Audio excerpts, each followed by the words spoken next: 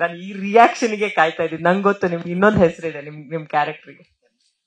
ಹೇಳಿ ನೋಡೋಣ. ನೀವು ಅನಿಲ ಮಾಡಿದೀರಾ, ಕರ್ಣ ಮಾಡಿದೀರಾ, ಇನ್ನೊಂದು ಹೆಸರಿದೆ ಸರ್ ನಿಮ್ಗೆ. ಯಾವ್ದು ಸುನಿ ಎಲ್ಲಿ ಇನ್ನೊಂದ್ ಯಾವ್ದ್ರಿ? ಚಿಕ್ಕ ಹುಡುಗ ಇರುವಾಗ ನಿಮ್ಗೆ ಒಂದ್ ಹೆಸರಿದೆ ಸರ್ ಇದ್ರಲ್ಲಿ. ಚಿಕ್ಕ ಹುಡುಗ ನಾನು ಮರ್ತೋಗಿದ್ದೀನಿ. ಚಿಕ್ಕವನಾಗಿದ್ದೆ,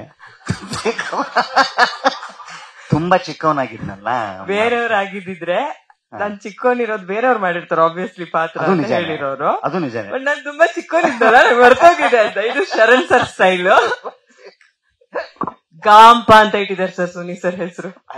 ಕರೆಕ್ಟ್ ಕರೆಕ್ಟ್. ಹೇಳಿ ಸರ್, ಸಿನಿಮಾ ರಿಲೀಸ್ ರೆಡಿ ಇದೆ. ನನ್ಗೆ ಇವರೆಲ್ಲರೂ ಹೇಳಿದ ಹಾಗೆ ನಾನು ಫ್ಯಾನ್ ಗರ್ಲ್. ಯಾಕಂದ್ರೆ ಆ ಟ್ರೇಲರ್ ನಾವು ಅದ್ ಎಷ್ಟು ಸಲ ಎಷ್ಟು ಇವೆಂಟ್ ಅಲ್ಲಿ ನೋಡಿದೀವೋ, ಮುಂಚೆ ಪರ್ಸನಲಿನೂ ನೋಡಿರ್ತೀವಿ. ಬಟ್ ಪ್ರತಿ ಸಲನು ಸೇಮ್ ಸೀನಿಗೆ ಸೇಮ್ ಲೆವೆಲ್ ಆಫ್ ನಗು ಬರುತ್ತೆ. ಅದು ನಿಮ್ಮಿಂದ ಮಾತ್ರ ಬಹುಶಃ ಸಾಧ್ಯ. ಅಂತ ಒಂದ್ ಪರ್ಫಾರ್ಮರ್ ನೀವು, ನಮ್ಮೆಲ್ಲರಿಗೂ ಗೊತ್ತು. ಒಂಥರ ಬ್ಲೆಸ್ಸಿಂಗ್ ಇದ್ದಂಗೆ ಕನ್ನಡ ಇಂಡಸ್ಟ್ರಿಗೆ. ಸೊ ಏನ್ ಹೇಳ್ತೀರಾ? ಅವತಾರ ಪುರುಷ ಪಾರ್ಟ್ 2 ಏಪ್ರಿಲ್ 5ಕ್ಕೆ ರಿಲೀಸ್ ರೆಡಿ ಆಗಿದೆ. ಎಲ್ರಿಗೂ ನಮಸ್ಕಾರ. ನಿರಂತರವಾದ ಒಂದು 2-3 ವರ್ಷದ ಜರ್ನಿ ಈ ಸಿನಿಮಾದ ಜೊತೆಯಲ್ಲಿ. ಅವತಾರ ಪುರುಷ ಸಿನಿಮಾ ಬಹಳ ಇಷ್ಟಪಟ್ಟು ಒಪ್ಕೊಂಡಂತ ಸಿನಿಮಾ ಇದು. ನಾನು ಮತ್ತೆ ಮತ್ತೆ ಮತ್ತೆ ಮತ್ತೆ ಮತ್ತೆ ಮತ್ತೆ ಹೇಳ್ತಾ ಇರ್ತೀನಿ ಎಲ್ಲರೂ.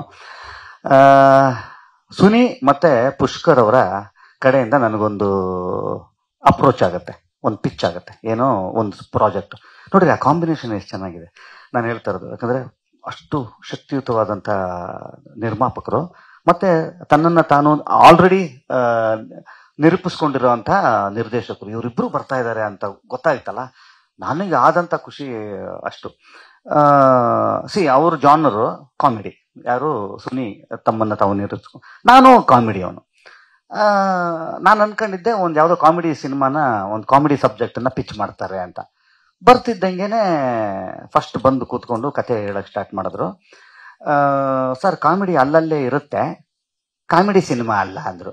ಅಣ್ಣ ಇಕ್ಕದ ಫಸ್ಟ್ ಬಾಲೇ ನನಗೆ ಬಿತ್ತು ಗೂಗ್ಲಿ ಅಂತ ಅನ್ಕೊಂಡು, ಏನಂತ ಅಲ್ವಂತಲ್ಲಪ್ಪ, ಬೇರೆ ಏನ್ ಮಾಡಿರ್ತಾರೆ ಅಂತ.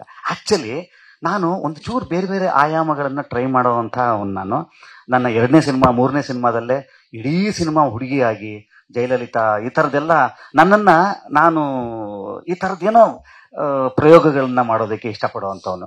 ಬಟ್ ನನಗೆ ಆಸೆ ಇದ್ದರೆ ಮಾತ್ರ ಸಾಲಲ್ಲ, ಶಕ್ತಿಯುತವಾದಂಥ ನಿರ್ದೇಶಕರು ಬೇಕಾಗತ್ತೆ, ಶಕ್ತಿಯುತವಾದಂಥ ನಿರ್ಮಾಪಕರು ಬೇಕಾಗತ್ತೆ.